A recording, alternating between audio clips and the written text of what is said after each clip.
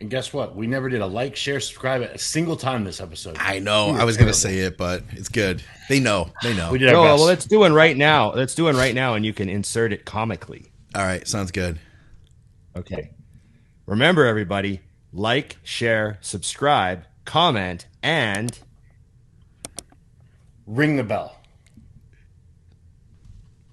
there we go. You can just edit that in with no attempt to make it look smooth at all. Just jam it in there. Maybe It'll be good. Maybe a black screen, then that, then a black screen. Yeah. Welcome to It's Just Bodybuilding, episode 126. I'm Big Ron Partlow. Of course, Scott McNally and Dusty Hanshaw are flying with me. I got my hot slut coffee mug, just making sure that everyone sees that. It's Emily's. There we go. I had to make sure. She wanted me to show everyone. She was very proud of it. It's a nice cup. Yeah. So I'm at my best today, gentlemen. If you can't call him a hot slut, why are you at your best? Oh, just it's a holiday Monday here. We've got, nothing but wonderful freedom and democracy in action up here in Canada. We're all just, Yeah. I'm waiting for you to say something, Dusty. We have a President's Day here, and we don't have a president, so that's tricky. Throwing that out there, it's very tricky. It's I was funny. like, Is it we ain't got one of them. Is it President's Day today? You guys have a holiday today too? Mm-hmm. Oh, okay. Yep. We have Family Day today. So this is the day that's what that post was. Yeah, the Mutant family. I guess that's the Family Day post. There you go. Okay. I don't like all those people, so it makes sense that some of them are family. I'm sorry. I don't. What do you have against me, buddy? Come on now. Well, you did a show without me. I died last week. You guys just didn't even break speed. Just fucking boom. So I legit said we go, well, Dusty's in a coma, so I guess we'll see him next week. And I legitimately had someone message me, what happened to Dusty? Yeah. And I'm like, you're all, he does this from time to time. Yeah, he just falls into comas. He just fell into a coma. He's like old man Simpson with his narcolepsy when he just falls asleep at the dinner table. Dusty just occasionally just goes into a 3-week coma. Just occasionally. It hasn't happened for a while, but every once in a while, just 5 days. It popped out, and I was going to watch the show just so I would know what happened, and I didn't. Nothing. It looks like it was good. I read the comments. And You had good intentions. You had good intentions. That's what counts. Yeah, I've heard it's the thought that counts, so that's what I've been doing a lot lately. I've been telling people, I thought about buying you this. I didn't. I thought about it. So you're fucking welcome. You crossed my mind the other day. I thought of you, and then I moved on, and I stopped thinking of you. I almost called you, and that's a terrible decision, so I didn't. Yes. No, don't start calling people. So what is going on up there, Scott? Because you're the one that's got the most going on this week. I'd love to hear about it. I have to apologize first. I'm still sweating from just training. Like I had enough time. You never know how you go and you figure it out and you're like, yeah, I got enough time to get into this workout, get that done, get my food, get set up for the podcast, good to go. And then I really got into it. And I hadn't had a good workout in about 2 weeks. And then all of a sudden it was like the best workout ever. So if I was going to be 5 minutes late, I knew that would be a reason you guys would understand. But I know what you're asking, Dusty. It has nothing to do with that. The wedding is a week from today. As you said, I'm 1 week out. You said that before the show. Exactly. 1 week out. Yeah. How are you prepping for this 1 week situation? Well, I just took 5 units of insulin, and I'm finishing my post-workout meal here. So there's that. Well, you got to have a good pump for that. That makes sense to me. Yeah, I have a suit jacket that fits still. It fits good. It was bought off the rack, but then tailored, and it's nice. It's a good fit. So we put an outfit together. She's getting her makeup done, like a test run on makeup right now as we speak. And we're going to keep it small. It's going to be, I haven't seen her dress. And it's crazy because I don't know if you guys knew this, but we met on the podcast. Like that's how I met her. So are you going to do your vows over a podcast? I think that would be have cool. A podcast stream between you. That'd be funny. That'd be great. Yeah, we met Scott Stevenson. She was friends with Scott. Yes. What were we going to say, Ron? I was just gonna say, like, it's like one of those studio shows where you can't see each other, but you're only 5 feet apart, and you're doing a podcast together. Yeah, something like Try that. to do it 6 feet apart for safety. 6 feet apart, yes. But yeah. So we're excited. We're excited. I'm super pumped, and I'm super pumped that she'll get to stay. And you're super pumped because of the insulin. Yes. Exactly. I will be by the end of the show. You are going to be the definition of super pumped at your wedding. Or hypo, one of the two. All right. Which insulin did you use, by the way? Now I'm just way off subject. Log. Always ask for it by name. This program is brought to you by Humalog. That, along with a simple diet and exercise program, can help keep your diabetes under control. No, it's...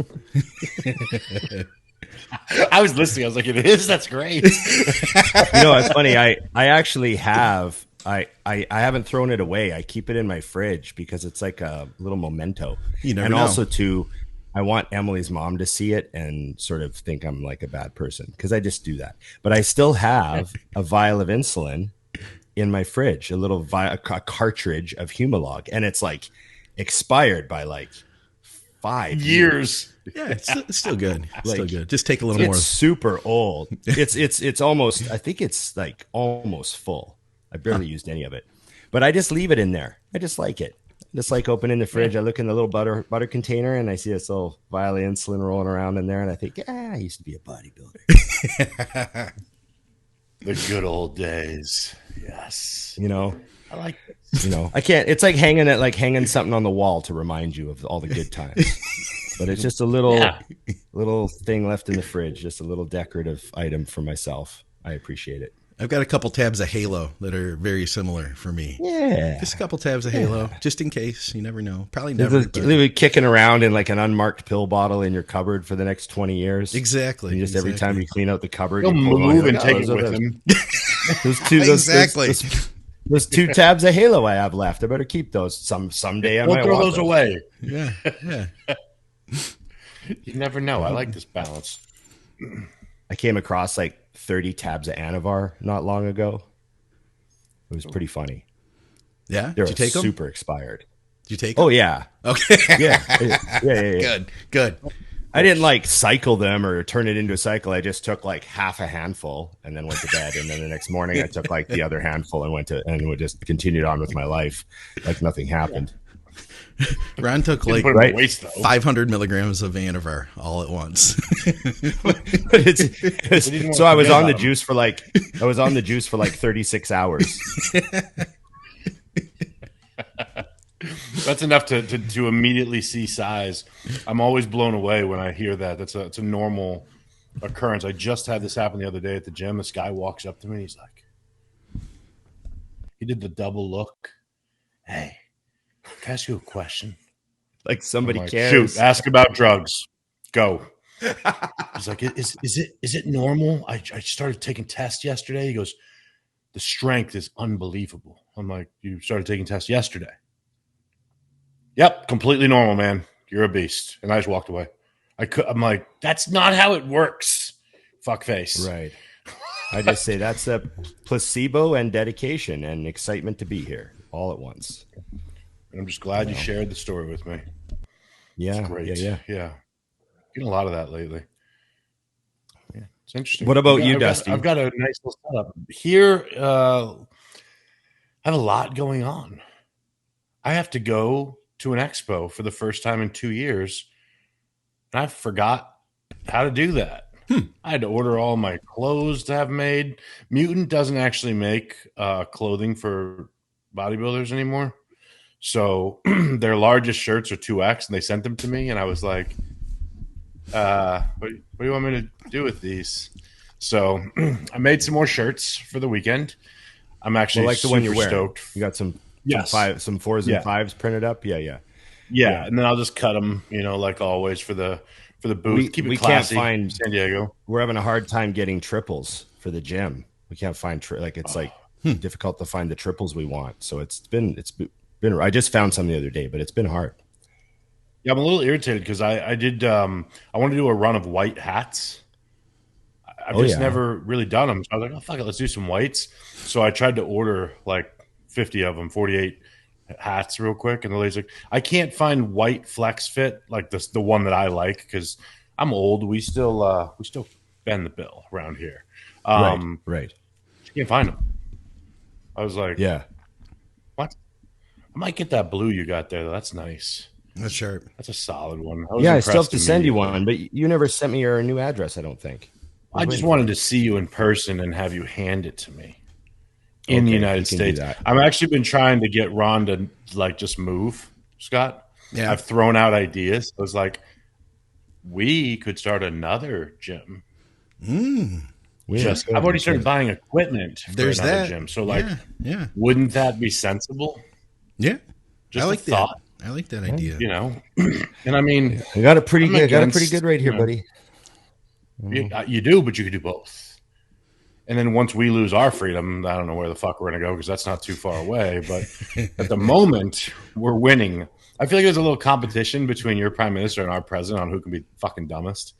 And right now, you guys are winning, but just by a hair. I feel like it's the yours Canadian is hockey team getting us again. You know? Yours is an idiot because he's doing nothing.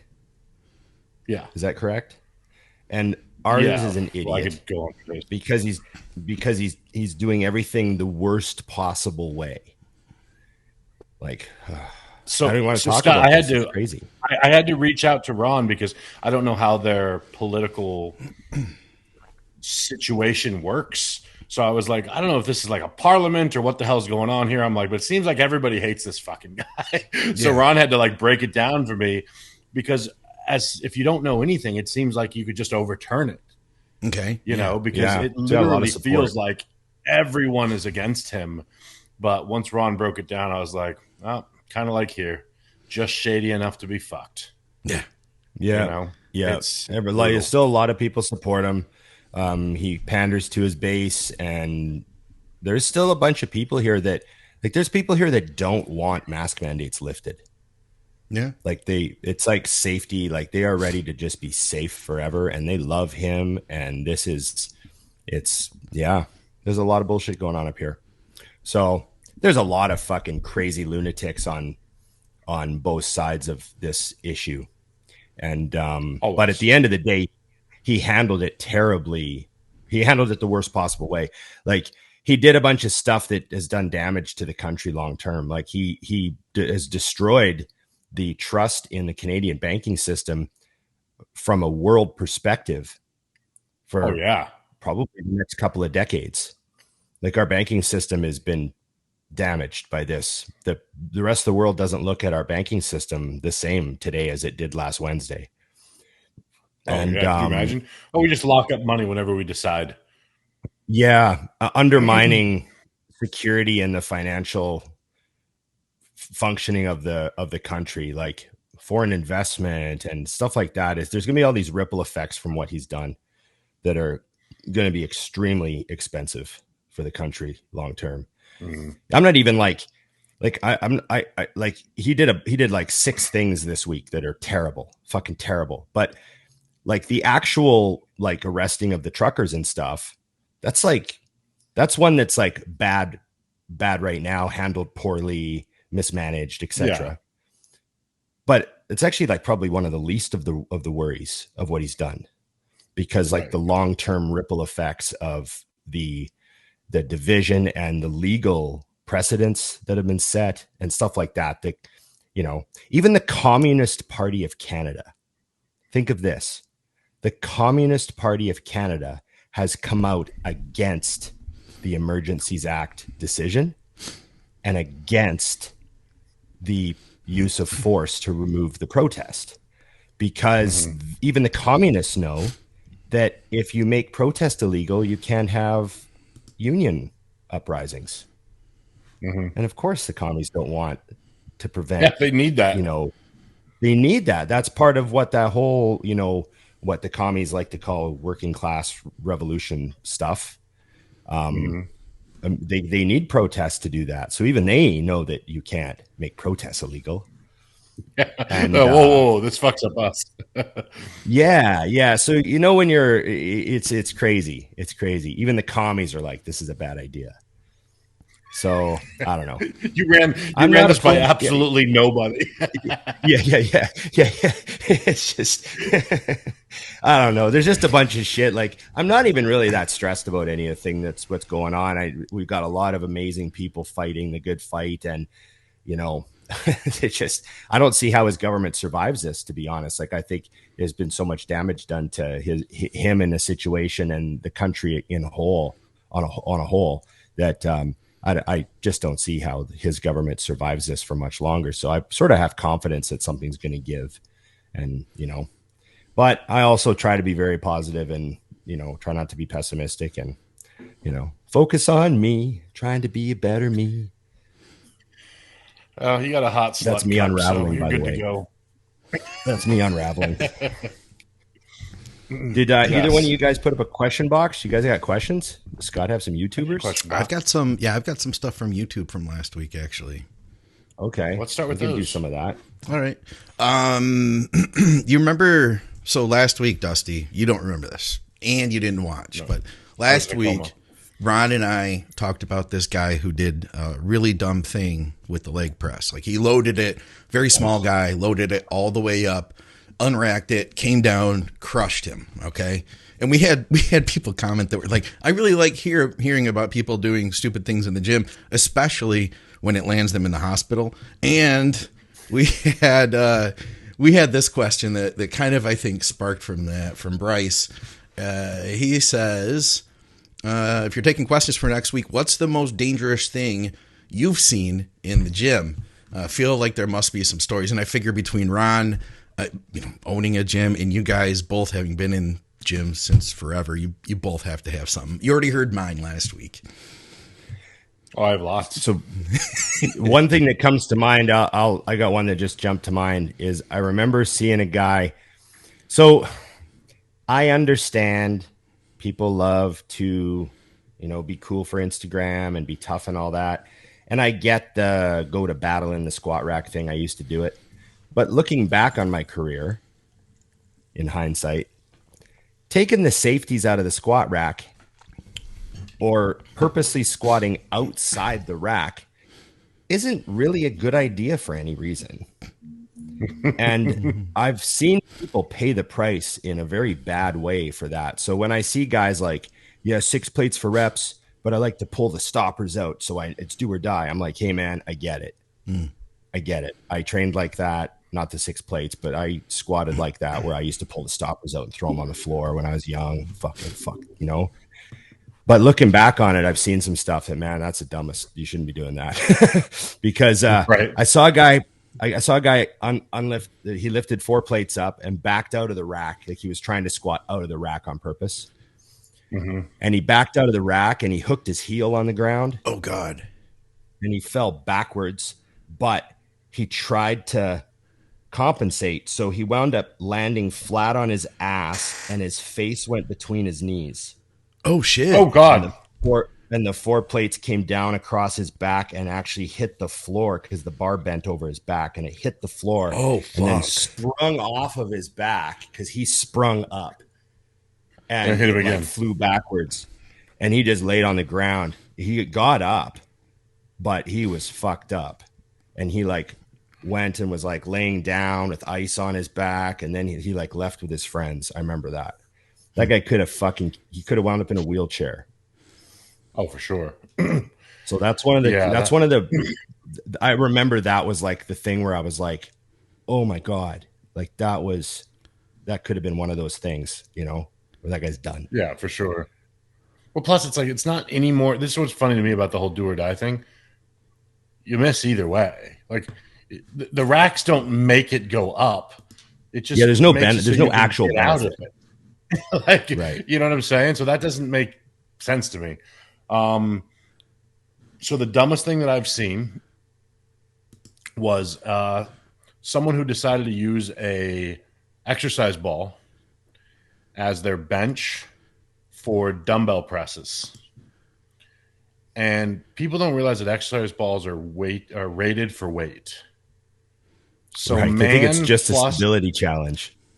Plus 150-pound dumbbells, when the ball pops, you get spiral fractures up both arms. And yeah, I got to see that go down in person. And since then, yeah, so it popped while he was on his way down. Oh God. So he went and the straight dumbbells back. are straight up. Yep. So that elbow hits the ground. Oh God. And it just, both of them snapped them all the way up, You're like freaking spiral kidding. fractures. Yeah. And then what's funny about that, so I had seen that. And then fast forward to 3 months ago, I'm at the gym, and there's these two guys doing that now on a Smith machine that goes all the way down. Huh. And I'm watching. You have that moment where you're like, this isn't my business.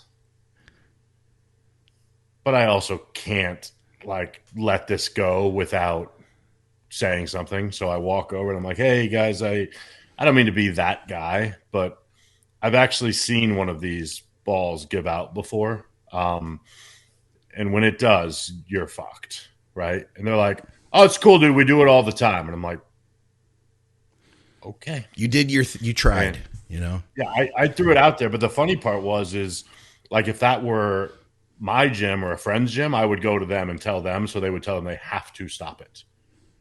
Yeah. Because that's a liability for the gym. Even everyone thinks that that they sign away their life with that waiver. You do something like that, the gym's going to pay for your surgery. They're going to pay for all your shit, and that's hopefully that's all they have to do. Yeah. So it just blows your mind, though. It's like, I'm telling you what's going to happen. These are not made for that. I mean, I will, for crying out loud, Ron, I will touch a chair before I sit in it. I'm like, is this a dusty chair or is this just a normal chair? This motherfucker's like, let's put 405 on the bar and then I'll lay across it. It holds 130 pounds, it says. We should be fine. Yeah. Or they just don't think like, yeah, we do it all the time with 10 pounds aside and now we're stronger and we've got 15 pounds aside.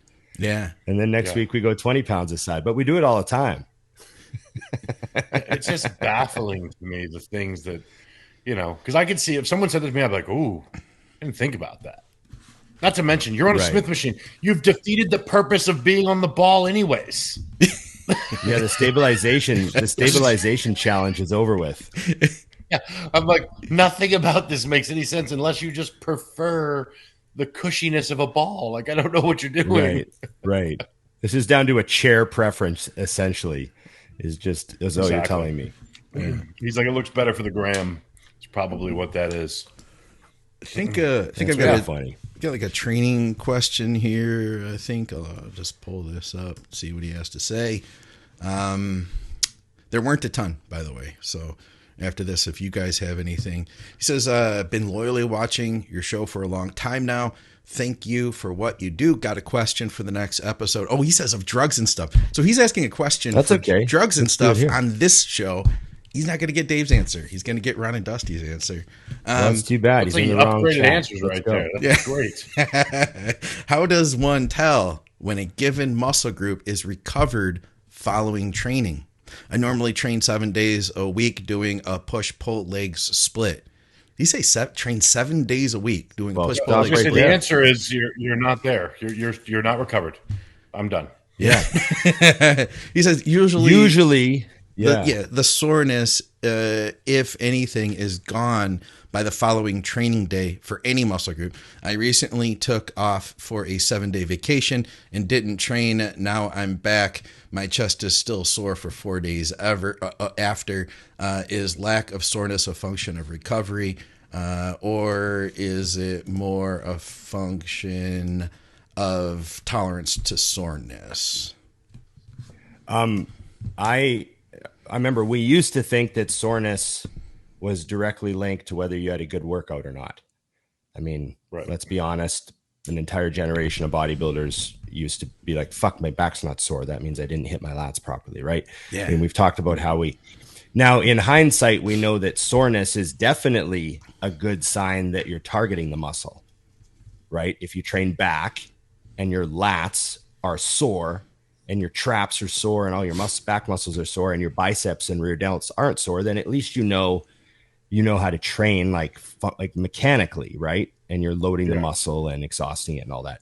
So it's like it's a really good sign that you know how to train, but it's not actually linked to growth directly because you don't need to be sore to get hypertrophy. Now, maybe to be massive, you do. We just don't have any science. I don't think there's any science on that yet. Is there, Scott? There's no science that says you have to get sore to get massive, but we think that that's probably the case, right? Yeah. But I know, like, whenever you do something different or whenever you take a break and detrain to any degree, you're going to get more sore. Like, that's just normal. Every time I've ever taken 4 or 5 days off the gym, when I go back, like, everything's fucking crippled. Yeah. Like, For if sure. I don't train for a whole week and then I go train legs and I haven't trained them for what's essentially 14 days because you skip like a whole week, I'm fucking crippled, right? So that's like just a shock to the system from being detrained. But yeah, that's my bit. I don't know. What does Dusty think? I mean, I think you nailed that in every way.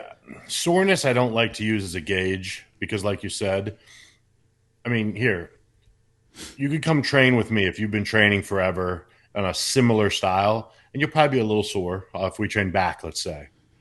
But if I have 4 tons of rock delivered to my house and we shovel it, you're going to be fucked. Yeah. Now, do you actually think that the shoveling is going to help you grow muscle better than training? No. So that's the way I would look at it. Because if that were the case, then I would tell all my construction guys, look, you're training already. Let's just eat. You don't need to go to the gym.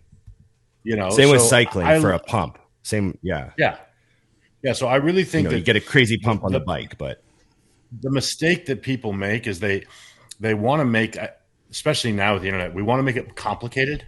When if you just break it down to the most simple thing, it makes sense. Like, everyone understands what I just stated. I promise all of us would be fucked unless we shovel on the regular. We're fucked. Scott might be fine because he shovels snow all the time. But anyways, I would be fucked. Yeah, you noticed at the beginning, Dusty said, if we shoveled.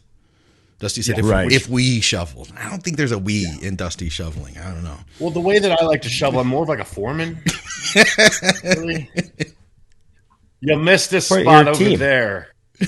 Yeah, there's no I in team, but there is an M and an E for sure. I've seen it, so we're good. Dusty turns into a goalie real quick. He's like, "Well, I'd help, but my job's way back here.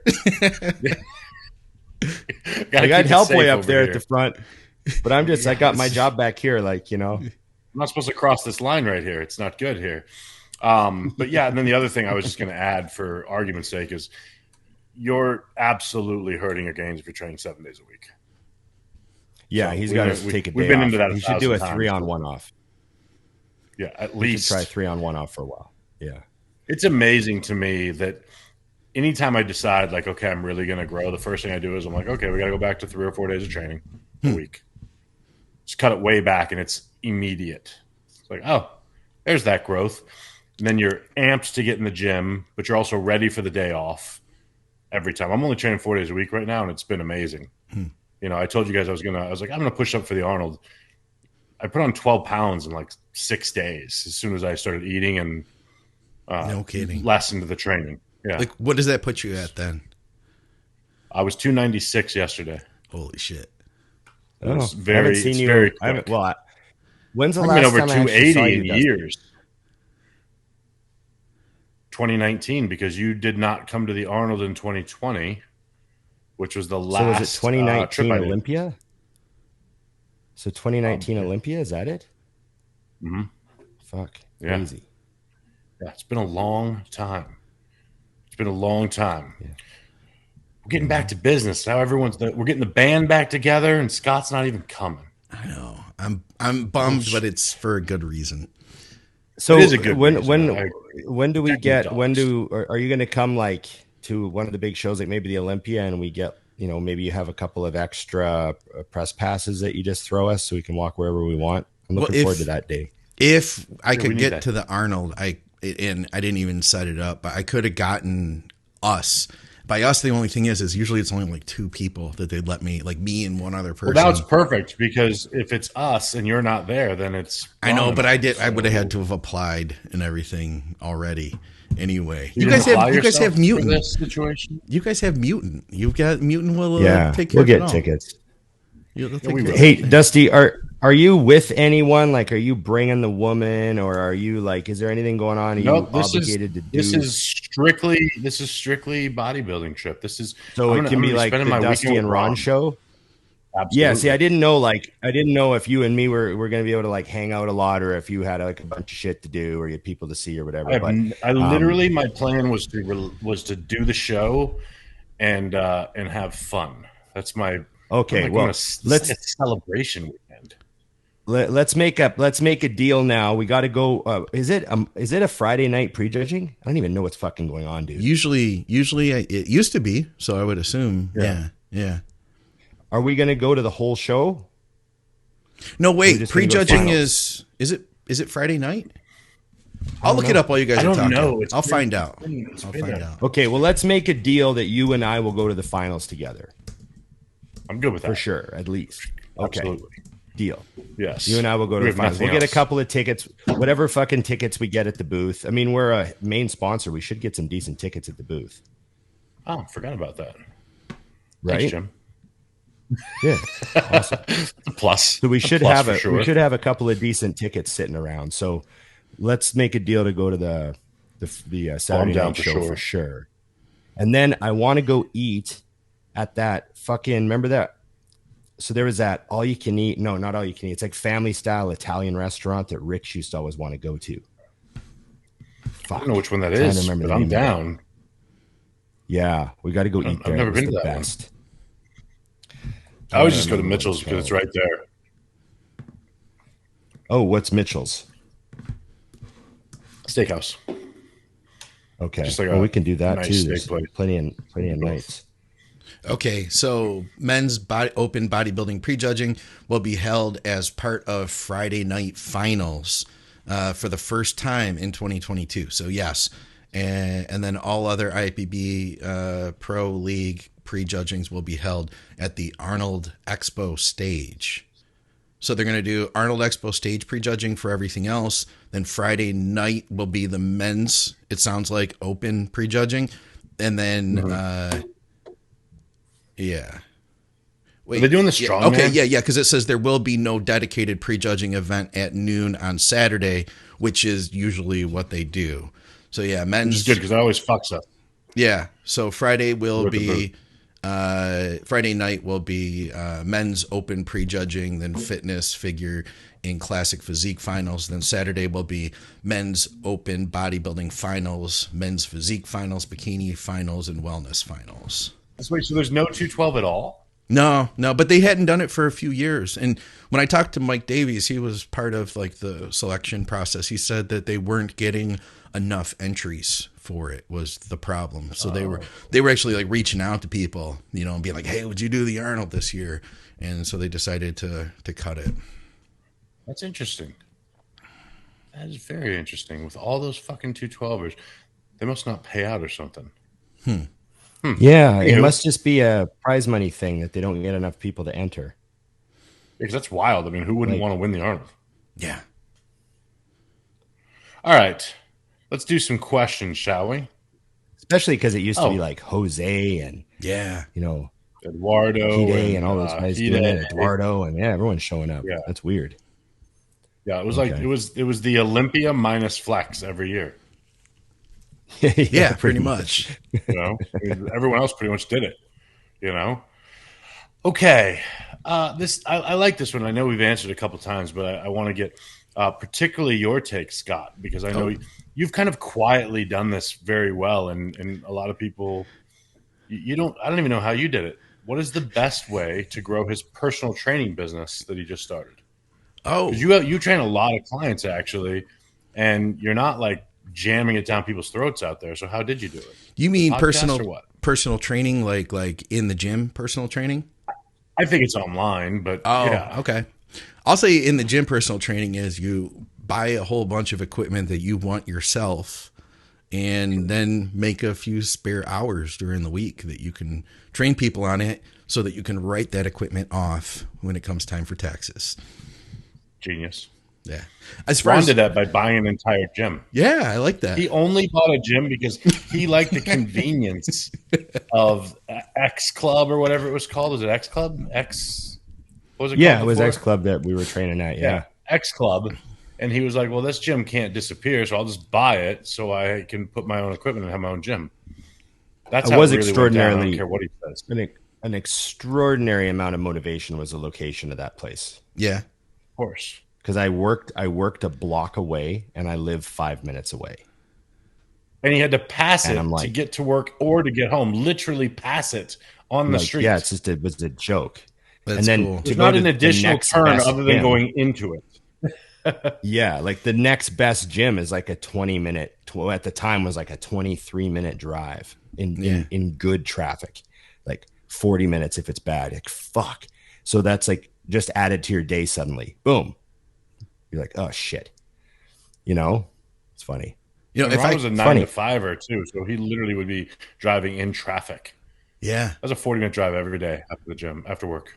but if you love it, you know, you do it. You don't even, Ron, I love bet it, you didn't you buy even the think fucking about building. it, did you? Like, you didn't even think about that drive. You're like, this is just this is like on my way to my real job at the gym, right? You know what I mean? This other thing I do just to pay for my real job. I Yeah. get that. Yes, I'm on my way to the gym. I just have to make a stop for 8 hours. Yeah, exactly. Exactly. Get a few meals in. Yeah, just stop, get a You're few just meals in eating- at the office. Just eating. Yeah, it's funny. You know, if I can Eating and answer the perusing. personal training or the coaching part though, I don't know. You know, I would say, man, that I loved coaching. Like I loved figuring it out for myself. And then I wanted to get good at it. So the first thing, I was lucky enough that I worked with a supplement company and they helped me by hiring me to do a Q&A on their website. And then I was like, hey, could I do a thing where I take people on for coaching for free and then I blog it all on your website and that'll help educate people. And so I ran like a contest basically and took like 10 people on for free, all different body types. This is like 2012 or somewhere in there. And then I just kind of blogged pictures and progress each week and was like, this is what we're doing with this guy. This is what we're doing with this guy. And then I did it again and they gave them like all the people that joined, they gave them like a bunch of supplements. And then I started charging them like the third time I ran it.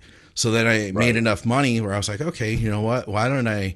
And I just, you know what? Enough people asked me. Like it got to the point. Here's what I think worked for me was that I got to a point where like I had to start charging because it was taking up a lot of time. You know what I mean? Right. And it wasn't something I tried to like make happen. I did try to make it happen, but I like let it happen naturally. You know what I mean? And it was probably the long way to do it.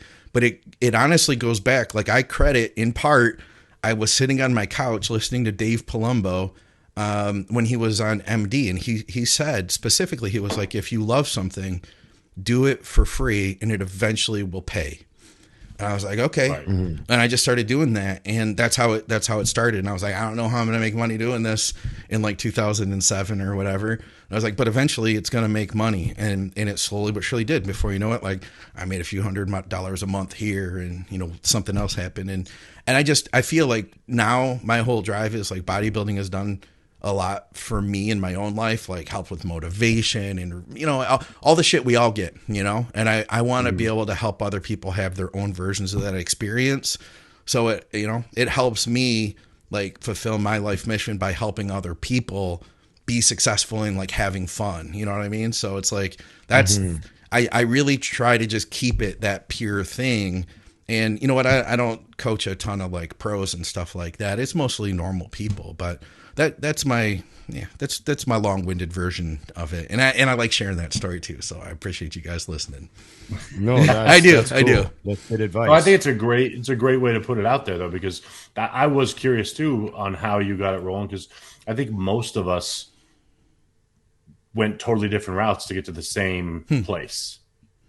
You know, I did that. So for my employees, I had a couple guys that were well versed enough to do nutrition in the stores. So I found a way to give them a raise without paying them. And I let them start selling training out of the stores and doing it while they were on shift. I bought them the Diet Master Pro, which is like a software program they could use for it. I took 30%, and then they could train people, but they had to put them on the supplements that they got from the store.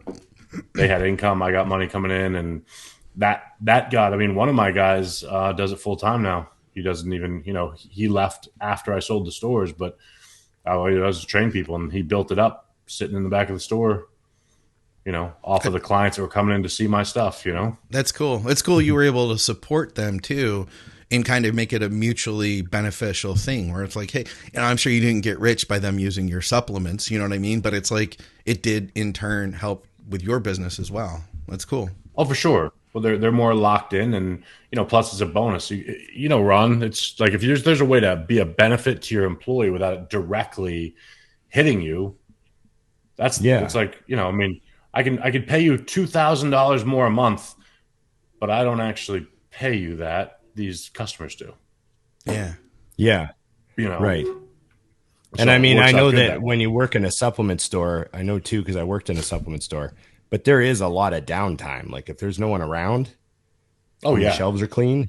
Like, I think I watched the entire Star Trek Next Generation series while I worked at the supplement store one time. When I was young. That's true. I watched people don't realize it's busy at the busy time. So people walk in there, you guys are slammed. It's like there hasn't been anyone in here for 90 minutes. You know what I mean? Yeah. But yes, there are. And the owner has a cleaner. The owner has a cleaner who cleans. So it's kind of funny. True. Yeah, make Very it worth true. their while. They can either sit. There's a lot of people that are at that stage in their life where, like a lot of employees at businesses like that are younger. They're trying to find what they want to do. They're bouncing around from job to job. So you're not going to keep them for like years, but you don't want to have turnover every single month. Oh yeah. And if you can make it worth their while to stay, and because you want to keep employees, they get better. They're easy. You don't have to retrain people, and they make more money. So now they're happier and they love the place and they're selling more supplements. It's a great idea. Yeah. It's win-win all the way around. Hey guys, Victoria is coming downstairs. I asked her if I feel like I'm going a little hypo, so I asked her to bring me a piece of banana bread, but I'm going to get her to come on camera. She just did her makeup. She went to this test run thing. She's looking really smoking hot, so I'm going to bring her in on camera when she gets here. Yeah. Just to throw it out there. It'll be a minute. Why am I not getting banana bread? I know, she made me banana bread. She did. No wonder you married her. She knows more than drugs than all of us, and she makes banana bread? Fuck. I don't know how long she'll take, but I just wanted to throw that out there. She will interrupt. Oh, there she is now. Let me see this banana bread. Come here. I already told him I already told him you're going to come. It's on the show. Show us your makeup. Go scoot over. Oh my gosh. Oh wow. Hello. Look at that smoke show. Hello. So You're how 1 many week out. How do you grams feel? of carb are in this square of banana bread? You know what? There's no actual sugar added, but there's maple syrup. Of course there's maple syrup. So I was going to ask her what glucose polymers were in there and all the scientific jargon. Let her just spout a bunch of stuff. It's got like 6 ingredients in it. That's all I know. Oh, okay. There you go. So, there you go. Pretty simple. There you go. Good work. Good work. Thank you It's my domestic duties. No, excellent. On full display. Thank you. I appreciate Domestic duties on full display. That's plenty. Let me see this banana bread. Let me see this banana bread. Look at this. Look at this. Look at this. It's also too, Scott. I'm once again, I'm relieved to know that she is just a normal human. I assumed that she would be like, because of her background. Here is your 175 gram allotment of banana bread. It contains 37.5 grams of carbohydrate. Mm-hmm. Please consume within the next 7.5 minutes to elevate your blood sugar to exactly where she wants it. I thought that's what she was going to tell me, but she goes, it's just a piece of banana bread. It's got some, I don't know, got some carbs. It's yum. Totally normal. Totally normal. So that's, once again, the wool has been pulled back. Even the smart people live regular lives, and they just sometimes eat banana bread without doing math. It's good to know. I just assumed math was what she did by default. I'm shocked. Oh, this is great. I'm shocked. Oh, this is a great question. I'm excited right now. I'm excited for both of you guys' answer. What's one thing that you get super nerdy on and love to learn about that's not bodybuilding related? Oh, there's lots of stuff. I go down the craziest rabbit hole. Like, I was just watching, I love Lex Friedman. He's a fucking man. I just watching his new episode. I can't remember that chick's name. What's her fucking name? I'm just trying to find it. I want to do a good job here of knowing what I'm talking about. But he just did an episode with a chick who specializes in like cybersecurity. And she's talking about how hackers find these holes in iOS and Android operating systems, because there's all these little micro holes that they find. And they're called day zero events, 0-day events, which means that they're like, it's been discovered that day. The company's had no time to work on it. So it's a 0-day event, and they sell them on the dark web to 0-day event brokers. And so there's all sorts of things that get sold. Like, so someone will be like, hey, I'm looking for a 0-day event in Dusty Hanshaw's phone that'll let me get into Dusty Hanshaw's phone. And some hacker will go and he'll find a way to get into your phone. And once he finds it and he gets into your phone and has access to it, he contacts that broker on the dark web. He goes, I have what you're looking for. And he goes, here's $2 million. And he gives you the 0-day event to get into Dusty Hanshaw's phone. Holy shit. That guy just quietly walks right into your phone. You have no idea he's in there, and he can do anything he wants for you. Your life might slowly fall apart for the next year, and you just don't know why your life is falling apart. Holy shit. And it's because these people are in your phone. And she said that this is the new way that, all this espionage is done. Like people who all of a sudden, like you never know, like a politician all of a sudden changes his mind on something. You're like, why did he change his mind? Maybe someone's got a 0-day event on his phone and he's fucking doing whatever they make him do because he's fucked. Like, it could be the craziest outcomes from that stuff. And a lot of times these people don't know who they're selling it to because they don't care. They're just selling it on the dark web. Other times these hackers have events afterwards where they're really upset with themselves because they realize what the hole was used for or whatever. It's just really, really interesting. It explains a lot about my life in the last year, actually. There you go. Yeah. So just like stuff like that, and again, like I just from watching a podcast, so I might, like there's so much more to learn, but it just opens. I like when you just take a few minutes out of your day to open your brain to like a new world that you didn't know was there. And sometimes it's like, that's okay. That's not that interesting. But other times you're like, holy shit, I never even crossed my mind. And that Lex Friedman podcast is great for that. Like he had, remember Ian Valera told us the story about getting his arm broken? Yeah. That arm wrestler? He had that arm wrestler on the show, Devin Larratt. He's Canadian, right? And so he was just talking about arm wrestling for 2 hours, and it was fucking fascinating. He's got on his hand right here, it's tattooed. It says "quit." So when he puts his hand up on the fucking table, that's the first thing the guy sees is "quit." That's amazing. And it was a great interview. So yeah, just like hearing from people like that, like for people that are curious about new stuff or just want to fill their brain with interesting shit that they would have taken in school if they'd have gone to, like if I had gone to university, I might have taken of an astronomy class or something. Well, fuck, there's like Joe Rogan has astronomers on. You can fucking watch them for 3 hours and just have your brains blown. I love the age that we're living in. The podcast age is amazing. You can learn so much. Bitcoin, you're big on that too. That's another one. Yeah, craziness. What about you, Scott? I would say I feel like you're a nerd in general, so I want to know exactly how far this nerddom goes. Everything, like anything I get interested in, you know what I mean? Like I'll get obsessed with and go deep. Like guns this past year, because I couldn't train super hard the way I wanted to. So I started shooting it. I was like, I want to get good at this. And then I was like, and I started thinking about it, and I was like, if just like the Ron thing, if I put in reps. And I actually thought about something you said, Ron. You're like, when you started getting into biking, you're like, I just went online and I went to YouTube, and then I learned that first step, and then I learned the step that builds on that stuff, and that's exactly what I've done with shooting. And so, and then you start thinking about like the way you program yourself, and I'll shoot video of my shooting, and then I can start looking at other people's thoughts on like, how do I hold my hand? How do I press this back versus pushing this forward, and what the bullet is doing. And, you know, you go deep on that stuff. Anything. It's cool. Like you said, it's cool because like 20 years ago, you wouldn't have been able to just find that information. It could be about anything. Like Victoria likes learning about plants and gardening. And it's like, you can learn anything you want about that, you know, and have that education. Like you're saying that you couldn't have had that when we were kids. No, the efficiency of it. The efficiency of it is the big breakthrough. Like, you know, well, if you want to learn about the stars, you just go to the library and read the books. They're all there. Yeah.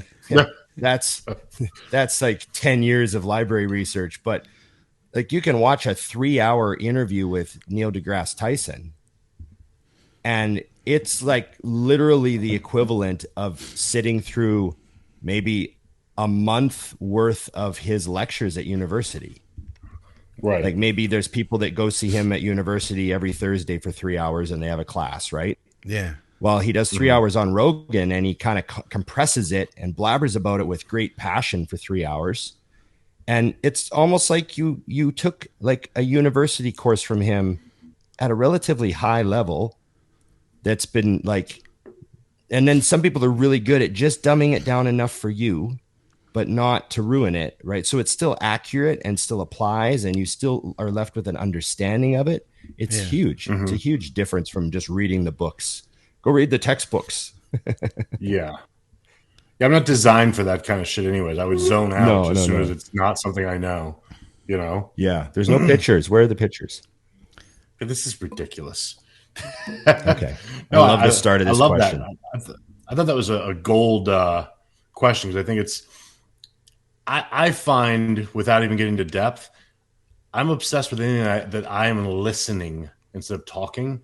Because if you think about what we do all day, we're talking because, you know, you're doing podcasts or you're spitting out all the information, you know.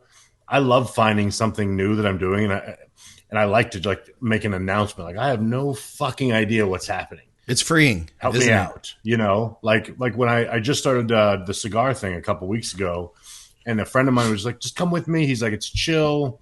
You know, you have a drink, which I don't really drink. And we just hang out and talk. So like, all right, cool. I literally got a French press, sat there, and after we left 3 hours later. I was like, I get this. But now I need to know more about cigars. Like, I had no idea how long it takes to make a cigar. I thought they bopped them out real quick. Yeah. We're talking like aged for years. Huh. I mean, I can't even speak on it because I still know so little, but it's just been fascinating. And so I put up a post just saying, oh, I got this new thing. And the amount of people in the industry that know that shit, like we know bodybuilding, blew my mind. A friend of mine from the gym in Arizona, he's like, oh, you're getting into sticks, huh? And I'm like, sure. I don't even know what that means. Right. All like the pet names come out that you don't know. Yeah. And I'm like, yeah, I'm not going to say that. I sound stupid. Yeah. But he's like, oh, yeah, I'm a partner in the third largest cigar company in the nation. I'm like, of course. He's like, I'm going to send you some. So he sent me like 5 cigars that are well above my pay grade. So I'm not even touched them yet. I just put them in the humidor. I'm not even enough of a man to smoke these yet. Oh, fuck no. I'm not even kidding. Like, you have to know how to enjoy something that's not even legal. It's like, okay, we're gonna save this one for later. You're like, my appreciation level isn't where it needs to be to smoke this cigar. I'm still smoking these cigars down here and learning how I got done with a Swisher Sweets and was like, this thing is amazing. But it was like the first time I went in, the guy was like, what do you like? And I literally go, I like chocolate. And he's like, oh, we got a chocolate one. I'm like, oh Jesus, I was kidding. So the dude literally gives me a cigar, and I was like basically eating candy the first time. And then when I went in the second time, I'm like, do we have a step up from the kids' table I should try? He's like, come over here. Like, that's cool. But it is. That's our Tuesday thing now. And probably annoy Daniel because the entire time I'm like asking questions. I don't have to say anything. Right. I just ask. I'm like, then what? Then what happens? You know what I mean? That's freeing. It's freeing to like be able to not know anything about a subject, you know? Oh yeah. Yeah. And I am fascinated with anyone who's an expert in anything. Like you, Ron, I'll pop on Rogan and have no idea who the person is and just listen. Yeah. Yeah. You know, passion. and I'm always impressed. When someone has passion about what they're speaking of, you know that you're getting like real experienced information. You know, like if you listen to a professor talk about something in like a completely removed way, like the book says that this does this, you know, it's so much harder to learn from them. Well, for me anyways, as opposed to someone who's got passion, like, let me tell you why this is important. And when you get someone who explains to you, like, you know, they don't just tell you that the cigar is made with different paper. They tell you why that paper's better. Right. And why it's more special, where it comes from. This comes from a tree that is grown here and it only tastes like this. And it's the only blah, blah, blah. And they go on or whatever. I'm just making up bullshit, but you get what I mean. Yeah. So when you get someone like that to learn from, it's like, I don't care what they're talking about. I'm like, keep going. I want to absorb this. Yeah. You know? So, agreed. It definitely makes it easy to, like you said, go down. It's funny because, of course, you know, first thing I do, I come home with, you know, 2 cigars. I got this the very first time, the same 2 that I already smoked that day. And then it's like, okay, what do I need? And I just start going online and buying everything as if I have a collection. I'm like, oh, well, we're going to need one of these. That's $500. All right, send that out quick. I enjoy when some of these put things up, would like, probably be better than if I was broke when I was learning, so I wasn't just buying shit, but whatever. Right. Every once in a while, I'll put up a story that's like something that I know is like I appreciate, and I don't really expect anyone else to appreciate it, but I'll put it up on my story anyways. And it's always interesting to see who does actually respond, because you get these people that respond and they're like totally into the post and they like have something to say about it. And you're like, oh, that wasn't just me. You know, like it reminds you that there, you know, the number of people, there's always an audience out there for any topic, you know. Well, you'll love this, Ron. One of my clients, actually, a female, answered, and she's like, oh, no way. She's from Arizona. You're getting into cigar smoking. Let me know if you have any questions. We changed one of the rooms in our house into a smoke room. My husband and I smoke every night. And I'm like, well, yeah, tell me everything. I don't know anything. Start from the bottom. I'll get a pen. But I mean, it blew my mind because, like I said, the amount of people that are into bodybuilding, and I think some of these people know cigars like we know bodybuilding. Sure. You know, like, oh yeah, I've been smoking cigars for 30 years. I'm like, shit. I've been doing it for 30 minutes. It's pretty cool. Yeah. So very cool. I think that's part of why I think my appreciation for real expertise is why I always I always tend to seek out people who really know what they're talking about whenever I get into something, you know, like when I got into bodybuilding, you know what I mean? I just kept looking towards like who actually knows what they're talking about, you know? Yeah. And it's good to have that curiosity. You know, like I had someone say, you know, like with the bike riding I'm doing, you know, I had someone there, I was showing them some videos of like the guys that I ride with. And they're like, oh, look at you. You surround yourself with professionals. If you're going to do something, do it with the pros.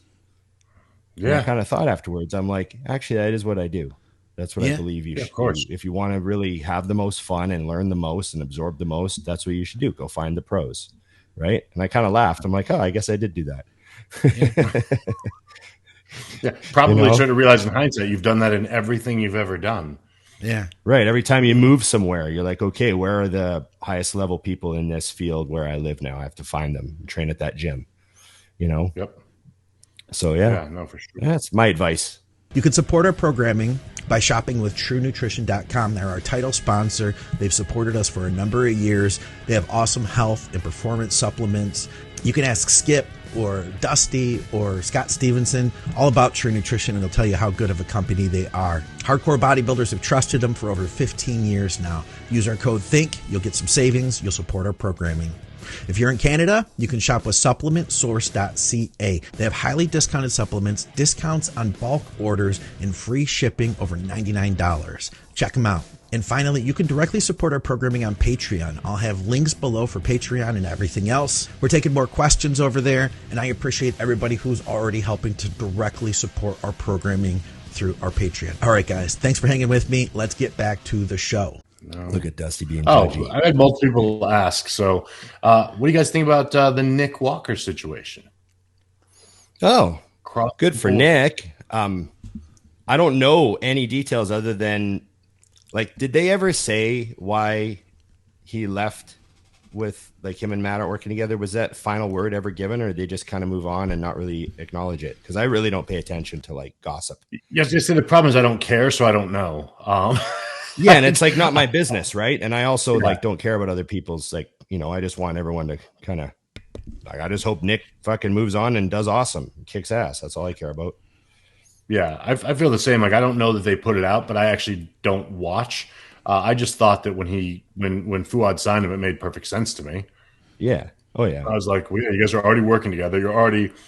He played a pretty big role in putting Nick's personality in front of people. Yeah. And I think that plays a huge role, because Nick being a freak is great, but I think people identify with Nick because of who he is as a person, because you can't identify with him as a bodybuilder. You're not him. That's a good point. Yeah. You know, I mean, I really do think that. Like, if you look back at, for example, Phil is, you know, and not comparing Nick to Phil, but somebody who was also genetically just way off the charts. Yeah. We only got to see one part of Phil. We decided he was an asshole and couldn't identify with him. I actually got to know Phil better on the road and doing things, and he's not an asshole. It's just how he came off in a couple, the very few opportunities people had to get to see him, and that was it. He's an asshole. The end. So at least with Nick, it's like, oh, I like this fucking guy, and he's a freak. Now I really want to see him win, because you always want to see the guy that's your boy win. You know what I mean? Yeah. So I think that Fouad did a huge service, both for his podcast, but also for Nick, by just giving him an audience that wasn't just for bodybuilding. And now it's going to pay them both in spades, you know? Yeah, I assumed that's where he would go. You know what I mean? Like, you know, there was all this buzz about where's Nick going to go. And I was like, well, I assume he's going to Hostile. Like, you just assumed. Yeah. You know, so it was no surprise.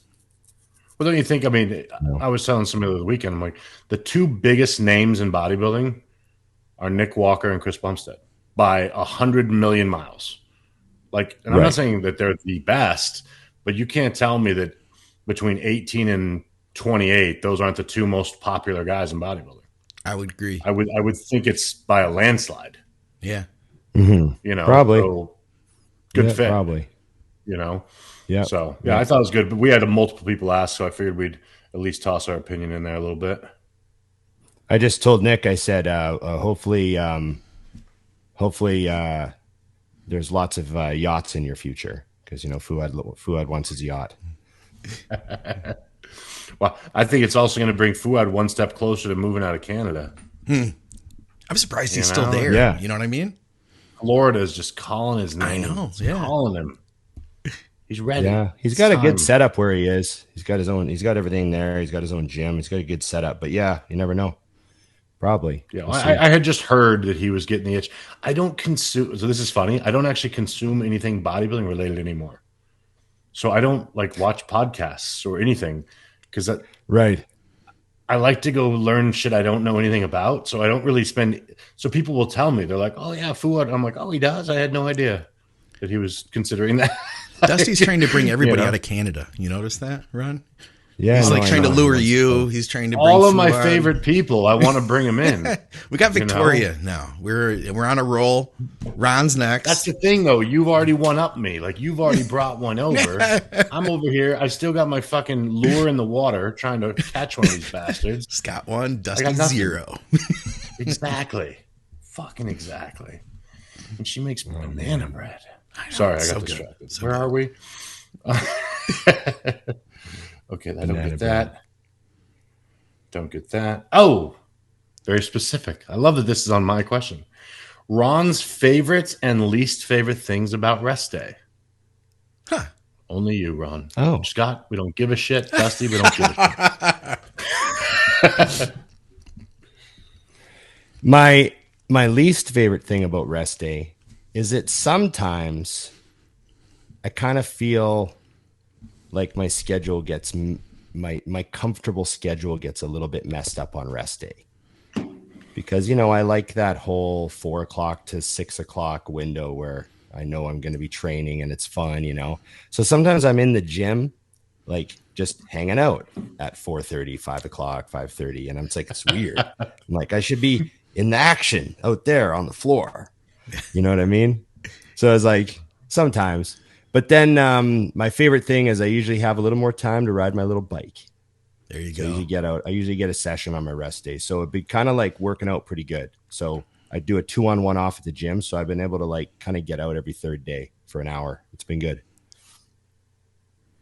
How often do you ride the bike? Well, days a I'm week you trying ride to the bike? ride. Sorry? How many days a week I you ride really the like bike? to get out.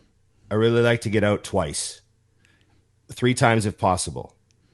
If I'm really busy and I only get out once, I notice I like get kind of rusty and I have to like kind of get going again it takes a while to get going again. But if I get out like 2-3 times a week, I see pretty steady progress in things. So that's what I try Are the to top do. guys riding every day, or are they like us? Do they ride like 4 or 5 days a week, or what would be the best route?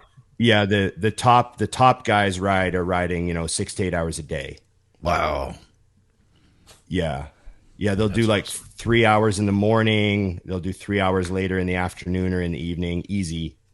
The 6 hours a day if they can. I know my buddies that work full-time jobs, they try to ride like 12 to 16 hours a week. Oh shit. It's volume because a lot of it's just skill, right? There's no overload in a great deal of it. So it's like all repetitive skills. So as long as you don't have like an injury or like an ankle that's bothering you or something, that you have to take it easy because, everyone gets hurt. But if you're healthy, they go hard, man. Some of these guys, and if they're getting ready for a contest and they're trying to get like dialed, like where they know they're not going to touch the ground at all for like 3 minutes straight, they're trying to get dialed for a contest. It's just relentless. Like some of the guys, like I follow Terry Adams. If you guys want to check Terry Adams out, he's like, I think you sent me some of his stuff. Yeah, he's a full-on pro athlete as the flatlander. He gets up at 5 a.m. He's weighing his food. He's doing his yoga. He's doing his breath work. He's doing his meditation. And then he's riding at 6 a.m. for 3 hours in his fucking garage and doing the craziest shit that's like the highest level, and then he'll ride again for hours in the afternoon. And he's like, he's doing his chin-ups and his sit-ups and he's like 5% body fat and he's just a fucking machine.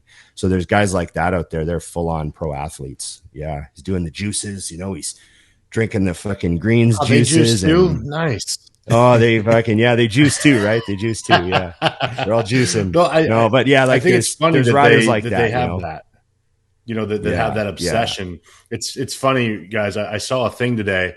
It was like an informational post on Instagram. If you have low back problems, do this. And it was like all these stretches, right? Yeah. And literally I looked at them and I said, if I could do all those fucking stretches, I wouldn't have back problems. Yeah. Hello. I literally looked at those. I'm like, yeah. Can't do that. Can't do that. Can't do. What the fuck? I felt like someone was fucking with me. They were like, oh, and if you're an unathletic piece of shit, just be sad. Yeah. Oh, this is a good one. That's a good one for both of you guys. When do you consider volume to essentially be junk volume and not beneficial? Good question. Everyone likes the term junk volume. I love it. I love the term because it like, you know what I mean? But you're Sums it right. up. Defining it is maybe more difficult because you'd have to actually like know exactly how many sets it took to stimulate growth, and anything beyond that would technically be junk volume. But I guess I sort of think of junk volume as like quality, like there's a quality problem.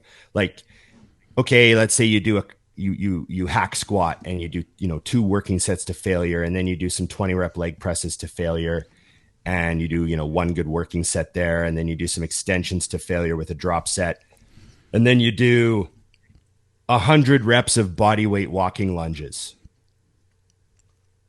I would argue that maybe the body weight walking lunges are junk volume, Right. because they're not really nearly even in the same galaxy of intensity as any of the other stuff you did, nor are body weight walking lunges that aren't to failure going to be any sort of significant overload to cause anything. And now you're just kind of like repetitively using things for no benefit. I don't know. Do you know what I mean? Mm-hmm. Because Yeah, your sure. knee start to bother you. Your knee starts to bug you because you're doing 100 rep walking lunges. Right. And you don't need to be. So yeah, I guess, I don't know. It's hard to define junk volume, but there's lots of things that trigger me to think that. What about you, Scott? I think it's a really great question, and I can't. I feel like it's going to be. You know what? I bet it would be even different workout to workout, but I'm thinking of how I try to explain it to people, because I get a lot of guys that come to me that I work with that have been doing a one-time body part per week type split, like I hate saying it because it sounds negative, but the bro split, as everybody calls it nowadays. And when we talk about trying to increase the frequency and in getting as much as we can out of muscle while still being able to recover, that recovery is the caveat. And that comes down to, the next statement is removing the junk volume, doing what you need to. And so the way I always try to describe it is I say, when you get in the gym, let's say you're training chest and your traditional bro split, you're probably doing like 5 or 6 exercises, and you get warmed up and you get into that first, whatever your first heavy lift is, maybe even pre-fatigue with the pec deck first, I don't care. But you get into, for me, it would be like the dumbbell incline press. And what I get out of that exercise is going to be like everything. It's like you're going so hard. You're giving everything to that.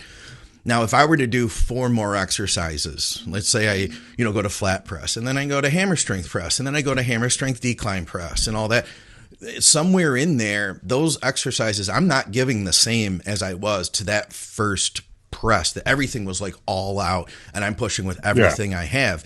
So, that last exercise, it wasn't the same intensity. To me, that last exercise, then that tells me that probably wasn't really doing a lot for my growth either. So I try to show people like, hey, what was really working hard, where you can really feel you're pushing and giving it your all, versus that was just bullshit and you're just going through the motions. And then from there, kind of maybe I'll let people kind of figure that out for themselves, because I don't ever tell people like, hey, you're only allowed to do 1 exercise or 2 exercises. It's like, but be honest with yourself. And over time, I think if you plant those seeds, then that volume starts to get curtailed back, Mm-hmm. Yeah, that makes sense. I love the way you worded that, though, because I think when someone asks me, I don't have an answer to when to know the junk volume is, because it's different for everyone. It's, like you said, it's depending on your training, your body. But my answer is simple. You want to do the smallest amount of volume that gives you the greatest return. Yeah. So to me, the easiest thing to do if you think you've got junk volume is eliminate some, run the system at the highest intensity you can. How are the gains now? Are they better? Okay. Eliminate some more. Now what happens? Does it get better? And you will reach a point, if you continue to eliminate, that you'll say, okay, this isn't, now I'm not getting as much. You know what I mean? I'm not getting the same return. You'll say, okay, that was too far. Because there is a point where when you don't have experience, you have to you kind of have to follow the rules. Whereas for me now, after a million years, and I'm sure you guys can both say this, I had a day the other day where I wrote out a program for myself, and I went in and literally in 2.5 movements, I was like, we're good. I'm done. Yeah, like I was blasted, and I just knew, and it was a great workout. So it wasn't like I had somewhere to be or I didn't want to, you know what I mean? I just knew like anything beyond this is a waste. Whereas 2 weeks prior, I did the full workout and needed it. You know, See, I've talked a few times about managing my recovery training with my training partner. And the chest day one is just such an easy marker for me because, I always remember all of our pressing numbers and I always remember mine. And I remember I was like losing reps. Like I'd lost a couple of reps off some stuff. And I was like, damn, I'm maintaining most of my strength, but I'm losing some reps here. And we were usually doing 5 exercises for chest. And so I just dropped one. So I'm like, I'm just going to go to 4. And then, my Braden goes and does a 5th exercise, or he'll just do a heavy loaded stretch or something. And when I just dropped the 5th exercise, the following week, I got a rep back. I'm like, okay, well, maybe that's a fluke. Right. And then I got another rep back and I'm like, oh fuck. Yeah. I just can't get around it. That's like what matters. I don't care what you feel or what you think you should be doing. If your strength is going up or down, that tells you a lot. For sure. And you have to pay attention to it. So that's something that people, because it's so counterintuitive to most people. Like, I want big legs. So I did 6 exercises for quads today. Sure. And my legs won't grow. So I'm going to go to 7. And it's just so counterintuitive. And then, it's like, why don't you try 3 quad exercises and just really fucking give her? And then, sometimes they're like, oh, now I'm getting stronger on everything. And it's like, you gotta admit that sometimes it's the other direction. I think more is always what they want. I just had a wellness client that she's like, I know I'm growing, everything's going good, but I got a new training partner who's also wellness. We were thinking we'd train legs 3 times a week. Of course. Right. And I'm like, well, here's what and this, Scott, I'm kind of like you because she's a more advanced athlete. Like she knows her way around the gym. I was like, look, I'm not going to tell you no. So if you want to do that, but here's some information. I only want you training 4 days a week. Okay. So if you're going to train legs 3 days a week, you got one other day. Yeah. That's fine. And then I do want you to pay attention. What happens? Yeah. Because what it really is, and I get it, that division is all about the lower body being disproportionately large compared to the upper. I always remind people, more volume is rarely the answer. Whether it's more sets or more days, it's rarely the answer for more size. Yeah. You kind of let her come to her own conclusions. You let her learn that way, it sounds like. Yeah. Well, plus I do believe it's funny because I've had people come argue my training before, and I always say the same thing. At what point have I told you this is the way to do it? Right. Like, do whatever you want. I'm just saying this is what I do. Same thing with clients. I'm like, can I do this? Because I write all their training, but you can train any way you want as long as it's fucking hard. But I do need you to pay attention, like you said, Ron, to the results. If you're not consistently getting stronger, the way I'm feeding you, the way we're supplementing, the way you're resting, there's a mistake in the training. I just had a client. I wrote him a program that was a little higher volume. And he's like, man, I'm busy with work and I got to pull this back a little. So we pulled it back and he started gaining again. And then the other day he's like, man, I'm really liking this program. I'm a little tired though. I'm going to go, we're going to pull it back again after the Arnold. And he's like, well, I don't know. Cause I like this. I'm like, no, you're afraid. So I'm pulling you back. But last time you grew, you're going to grow again. Yeah. You're just going to do less. And I know it's a mind fuck for people who are hustlers. Because our answer is work harder, work longer. I will outwork the other guy. Well, he will beat you. Because that's just not how this works, I've run into that in my, God, I hate to use this word, but career many times. That even I do it. Next thing you know, I'm like, I'm training 6 days a week. What am I doing? I know better. Right. This isn't how I grow. So I feel it with people, but you're right, Scott. Like sometimes if you want to try 3 days a week, the only way to find out is if you do it. So go ahead, and it's not even like a threat. Like, no, really, go ahead. They're still only training 4 days a week. Fuck, what if it works? Yeah, who knows? Okay, Who knows? cool. Let's do it. Do you guys got time for a couple more? I do. I had a question for Dusty that I thought of today, if you guys don't mind me asking it. Shoot.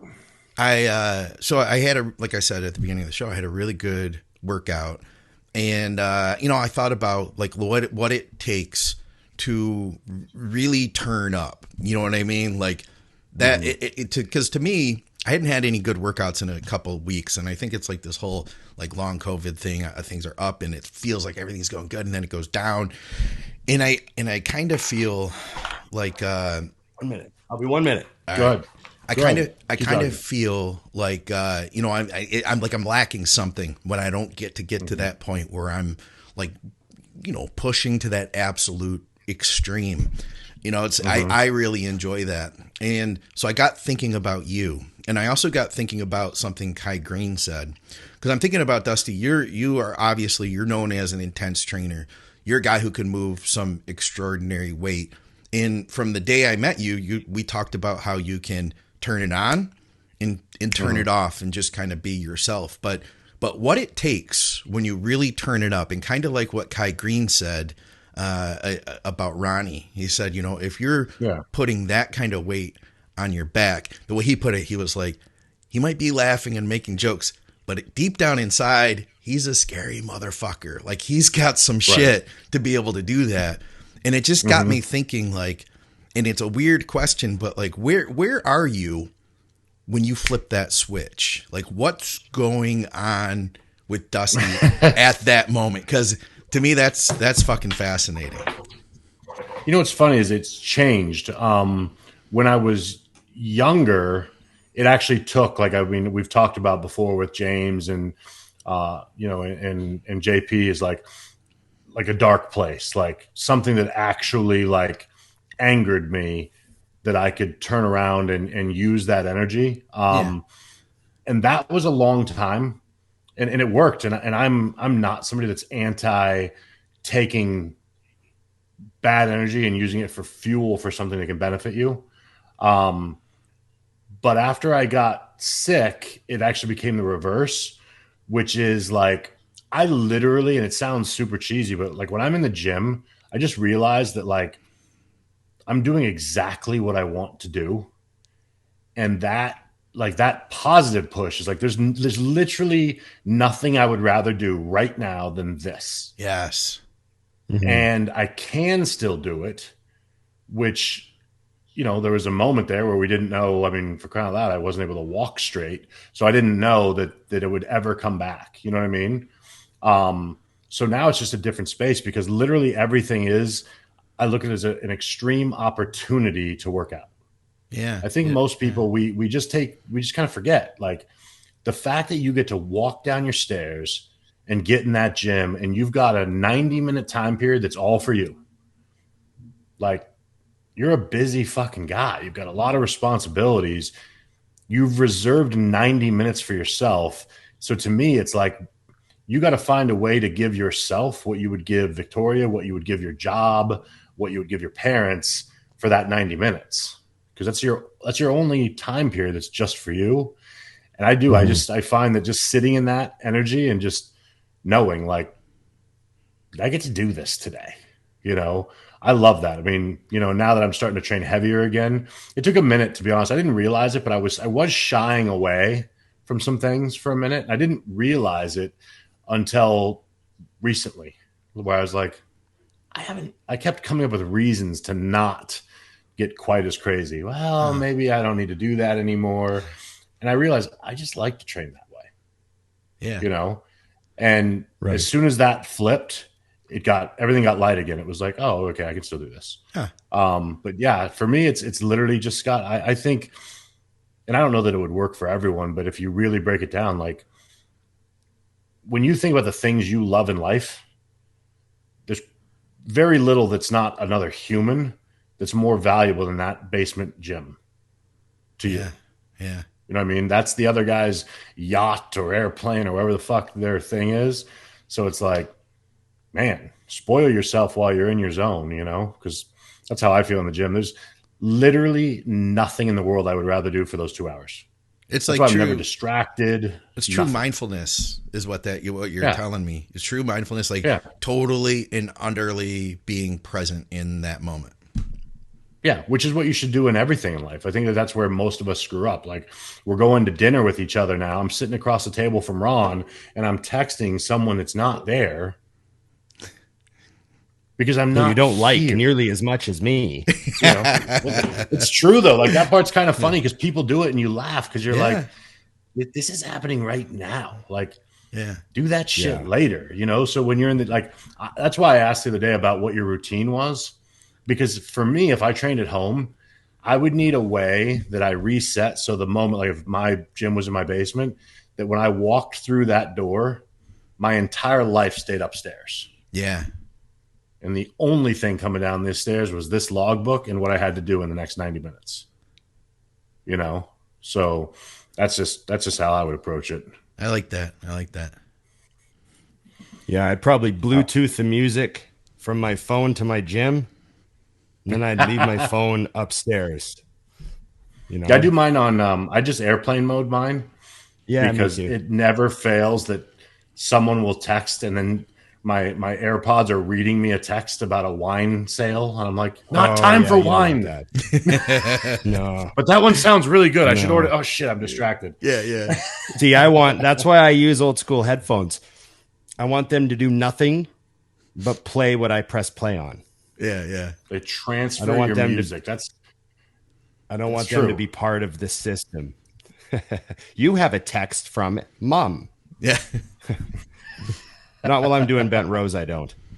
Exactly. Mom can wait and she fucking knows it. Okay, let's see here. Boom, boom, boom. Some of these, the only rule I'm going to start implementing with these is don't ask me questions you can Google. One for Scott. What good are we? What good are we? For Scott. Scott, what is your favorite handgun that you own? Oh, well, I don't own many handguns, and it's not. You just showed me a giant handgun a minute ago. I mean, technically that is a handgun. You know what though? I'll tell you what. My Glock 45. I feel like and that's a 9mm. It's the Model 45. That's my everyday carry. Full size grip, a little bit shorter slide. I feel like I've developed a relationship with that gun. I trust that gun. I know how that gun feels. I can pull that gun and be on the sight instantly. And it's like a friend base. It honestly is. It feels like a buddy that I have. I'm trying so hard to not take this off cart. I'm like, focus, Dusty. Do not make a smart ass remark. Tell us about your friend. Tell us about your friend. But don't you think it's sometimes fun to explore a new friend and just see if you can find their site as well? But my Glock 45, that's my jam. I just feel so confident that like if I ever were to need it in any situation, that like it's good. It's basic though. It's simple. It's just dependable. That's what I like about it. Glock. This program's been brought to you by Glock. Someday. There you go. Someday. Soon. We'll be like those people that pretend they're influencers. Yeah. Right? Where they'll like open a product, they'll order it, they'll fucking pay for it. Mm-hmm. But they'll open it on their Instagram. Oh, look what I just got from so-and-so makeup company. Look at all this makeup I got. And they pretend they're influencers. They take the invoice Scott can out be like, and move it. Yeah, Scott can start wearing the Glock shirts, and he can have like Glock posters up behind him and just say sponsored by Glock. Just say it. Make people think. Just say it. I like that. If I owned Glock, I'd be like perfectly fine. Just keep saying my name over and over. Exactly. It's like a Mike Jones. It's perfect. Oh man. That was funny. I saw that question. I'm like, that's a great question for Scott. You know what's funny, Scott? So when I first got into, I shouldn't even say got into it. I never really got into it, but shooting, just when I was tinkering with it, that was the first issue I ran into. Is I have oversized hands. Yes. So it was like half of my fucking hand isn't on this handle. What do we do about this? And thankfully, Matt, my old training partner, has the same thing, and he's big into guns. So he was like, these are the 3 you're going to go shoot and figure out which one you like. Nice. Because I'm like, is this made for a child? What's going on with this little gun? Like, you don't realize it's abnormal because it's like bodybuilding. You know, you hang out with enough like freaks that you forget you don't look like everyone else. And then because you do look like everyone else. Because you look like everyone else to hang around with. Yeah. I'm one of the smallest guys I know. What are you talking about? So, all right, that was good. That was good. Okay. Oh, wait, this is a 2-part question. Where's the other part? Oh, goodness. No, there's too many questions. Ron, the last question is for you. Well, it's for both of you, but I know Ron's answer, so I like this one. Would using Aromasin kill gains? I just want to use it for bloat and not kill gains. Well, first of all, you'd have to convince me that your bloat is actually from estrogen. Bingo. And not just from eating like a pig or having too much McDonald's or not knowing how to set up your diet. Or eating the wrong foods, etc. So, first of all, you'd have to establish that your estrogen was too high. So there'd have to be blood work involved. Secondly, if your estrogen is too high, there's other things to do before you move to an aromatase inhibitor, right? Especially like maybe change compounds. Maybe, change compounds. If you've got like a gyno issue or something, that's different because you can use like Nolvadex or something for that. But you should always want to use the least amount of aromatase inhibitor as possible. And you should want to use none if possible. Because I know Meadows used to talk about Aromasin not being as bad for cholesterol profiles. But I'm not sure what the final word is on that, Scott. Is that actually like for sure we know that, or it's just usually, or what? Yeah, but I think that is true. But I also think that low estrogen is bad for your cholesterol profile, Yeah, low estrogen is bad for your cholesterol profile. So you got to know what you're doing. Minimal is always better. And no, I wouldn't just assume that it's going to fix your bloat. That it might not fix it at all. So. Yeah, I don't know. Is that a complete answer? Yes, because the reason I wanted to answer it was because the bloat. That's not when I'm looking at a client. Number one, I don't guess. That's the biggest thing that drives me crazy about bodybuilding. The answers to the test are in your blood work. Yeah, get it done. For some reason, we want to guess. Well, I'm bloated, so I should just take. Yeah, or like you said, you need to change 900 things that have nothing to do with estradiol. So get the answer to that. Plus, here, let's go a little further. Most bodybuilders or aspiring bodybuilders don't have a ton of money. Aromasin is one of the most expensive drugs you can buy. Let's try to limit just taking really expensive drugs that you don't need. The bloat was a real reason I wanted to cover it because you nailed it. Like, if I had to bet money, I would say I will bet you $5,000 that your bloat is from food, and I can eliminate it before we even look at your blood work. Absolutely, right. Just the word bloat scares me all the time because it usually goes straight to diet. I have another word. Oh, I know what it is too. Do it. Here it comes. I love this. Ron and I went over this many times. I need a moment here. I'm waiting for it. When people start to use a fashionable word with no understanding of what the word means, thinking it's this completely other thing that they can just identify randomly with no blood work or scientific inquiry whatsoever, but the word inflammation. When do you remember that specific person we talked about with that? That food, it really makes me inflamed. I'm like, what do you mean it really makes you inflamed? Well, it really inflames me. Well, what do you mean? No. You can't just say a sentence like that. What do you mean it inflames you? Like, well, I just, my stomach and my cuts in my legs. And I'm like, so you like get watery or you get like, what do you mean? You're swollen? Like, what are you talking about? Inflammation. People use this word. They don't know what it means. They don't know what they're talking about. They think they know what they're talking about because they've established these, like, correlation doesn't equal causation, right? But they've established all these things. Well, I have this, this, and this, so they must all be because of inflammation. It's like, what do you mean? Right. You don't even know what the word means. It's an incredibly inaccurate use of the word inflammation. To just throw it out there. Throw it out. And coaches do it all the time. Oh, well, this food's pretty inflammatory. Like, what do you mean? In how many people? Like, we've been eating that food for thousands of years. We've all just been like chronically inflamed. I mean, now, trust me, I'm big on some of this stuff that we shouldn't be eating. Like, very interested in the problems caused by processed seed oils, for example, and stuff like that I really try to avoid myself. But we can't just throw this word out in casual sentences referring to entire food groups for everyone. Just crazy to me. You know that I could do this on purpose, Scott. There's certain things I know Ron well enough now that as soon as he started talking, I'm like, oh, I know where we're going. I fucking know where we're going. You said we had a mutual acquaintance that used that word a ton at one point. Okay. And every time I would say it, I would watch Ron like start to twitch a little bit. I'm like, I'm going to say it again. It's like saying moist around other people. I'm like, moist inflammation. It would just set him off every time. So yes, very enjoyable.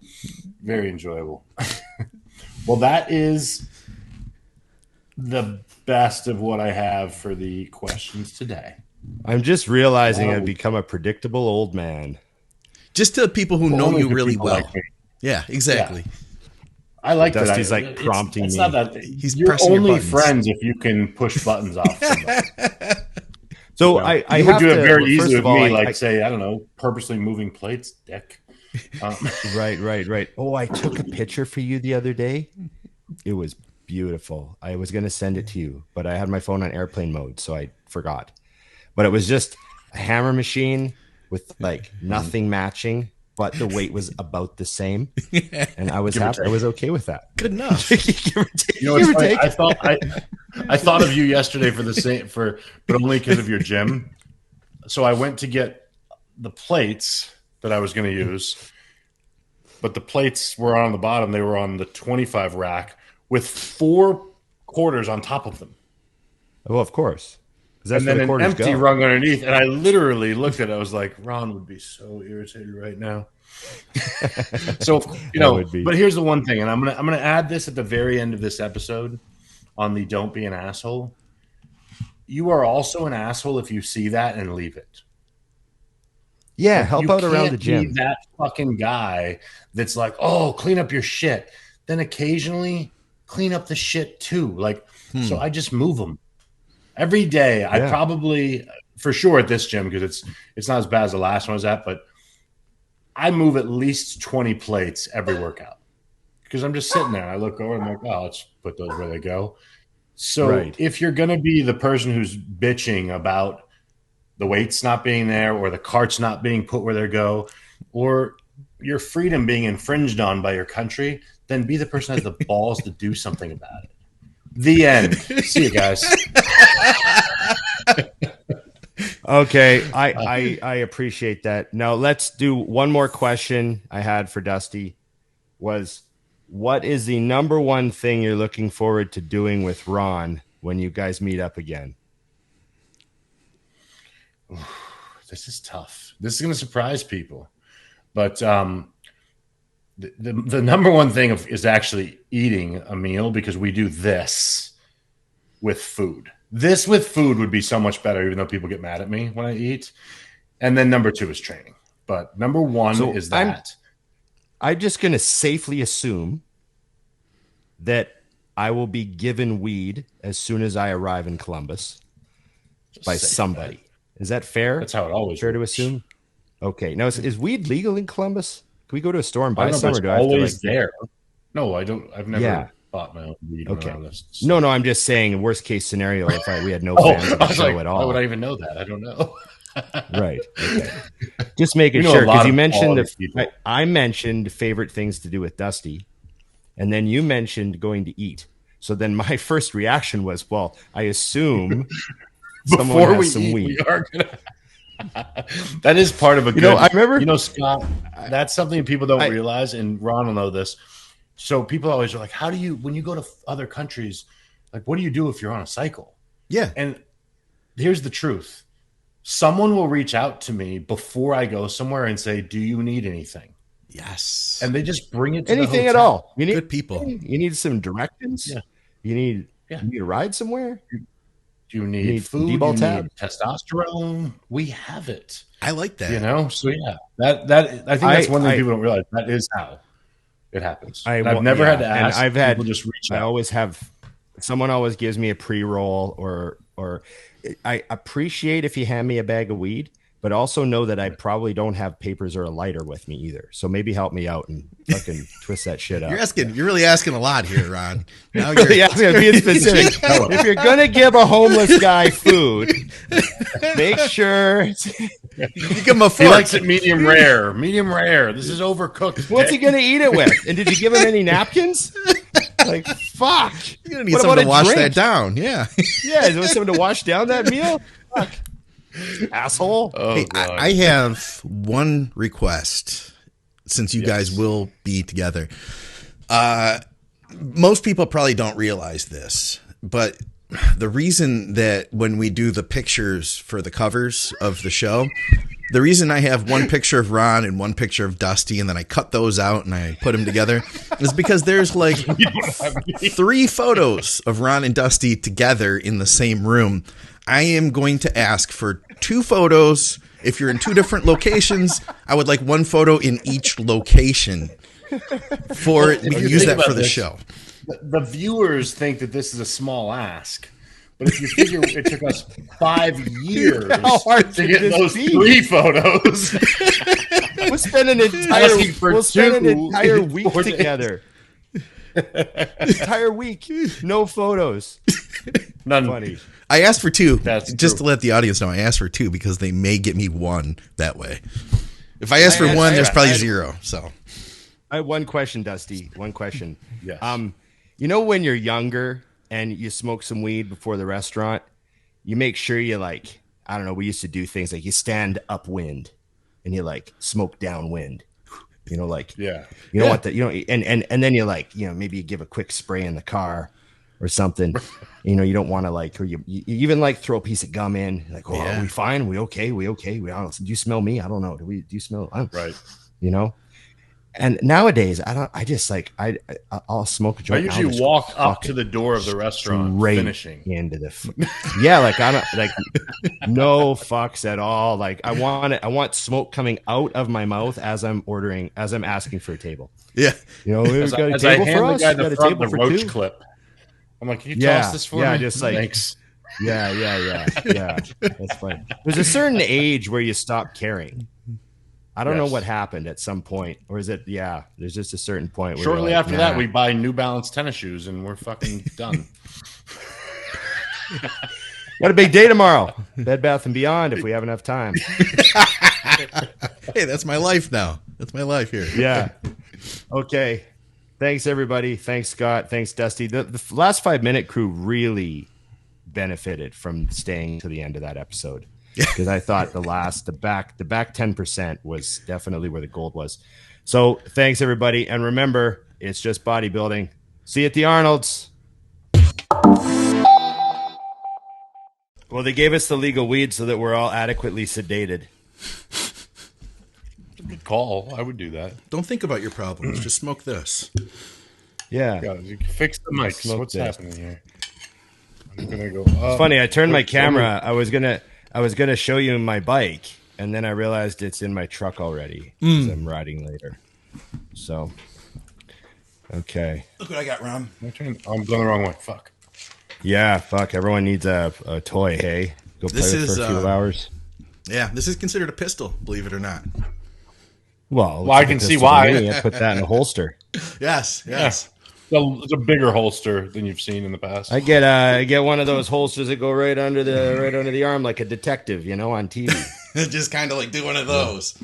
Yeah, no. I have a for sneaking sure, suspicion that you will not be getting your license anytime soon there, Ron. Oh, God. Yeah. I don't think they're going to be arming citizens right now. Hey, it's craziness.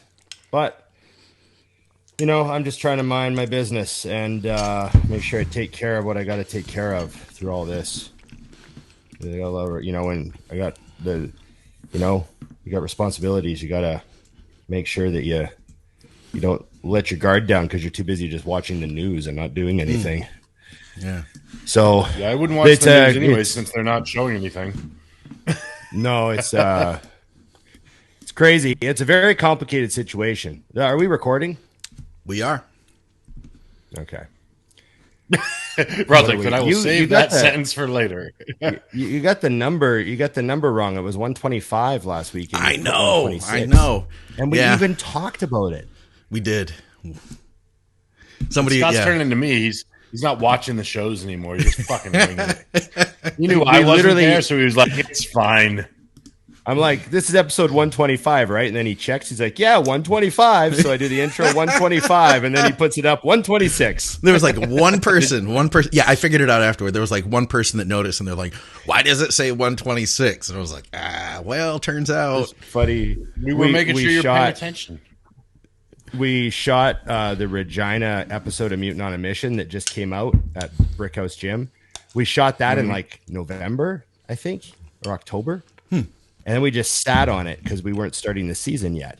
And then they wanted to release the Hawaii episode first because we'd just gone to Hawaii. And they were like, let's release the Hawaii episode first.